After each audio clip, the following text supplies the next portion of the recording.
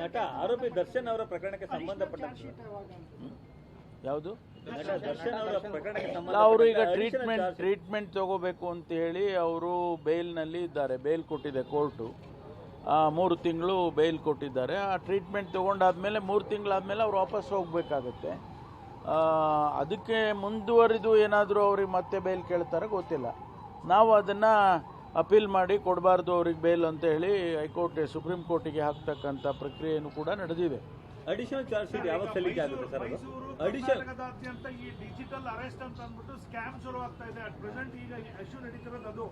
ಅದನ್ನ ಹುಡಿಕೊಂಡು ಹೋಗಿ ಅದು ಯಾರು ಮಾಡ್ತಾ ಇದ್ದಾರೆ ಅಂತ ಅನ್ನೋ ಪ್ರಯತ್ನ ಪಡ್ತಾ ಇದ್ದಾರಾ ಅಥವಾ ಇಲ್ಲಿರುವಂತ ಯಾವ ಪೊಲೀಸ್ ಅಧಿಕಾರಿಗಳು ಅದ್ರ ಬಗ್ಗೆ ಮಾಹಿತಿನೇ ಇಲ್ಲ? ನಮ್ಮಲ್ಲೀಗ ಸೆನ್ ಪೊಲೀಸ್ ಸ್ಟೇಷನ್ಸ್ ಅಂತ ಮಾಡಿದ್ದೇವೆ. ಯಾವುದು ಈ ಕ್ರೈಮೇ ಇದೇ ಬೇರೆ. ಡಿಜಿಟಲ್ ಇದು ನೀವು ಹೇಳೋದು ಸೈಬರ್ ಕ್ರೈಮಿಗೆ ನಾವು ಎಲ್ಲ ಜಿಲ್ಲೆಯಲ್ಲೂ ಕೂಡ ಈಗಾಗಲೇ ನಾವು ಸೈಬರ್ ಪೊಲೀಸ್ ಸ್ಟೇಷನ್ಸನ್ನು ಮಾಡಿದ್ದೇವೆ. ಅಲ್ಲೆಲ್ಲ ಕೇಳಿ ಅದರಲ್ಲಿ ವೆರಿಫಿಕೇಷನ್ ಮಾಡಿನೇ ಮುಂದುವರಿತಾರೆ. ಹಾಗೆ ಯಾರಾದರೂ ಮಾಡಿದರೆ ಅದು ಸರಿಯಾಗೋದಿಲ್ಲ. ಸರ್, ನಟ ದರ್ಶನ್ ಪ್ರಕರಣದ ಅಡಿಷನಲ್ ಚಾರ್ಜ್ ಶೀಟ್ ಯಾವಾಗ ಸಲ್ಲಿಕೆ ಆಗ್ಬೋದು ಸರ್?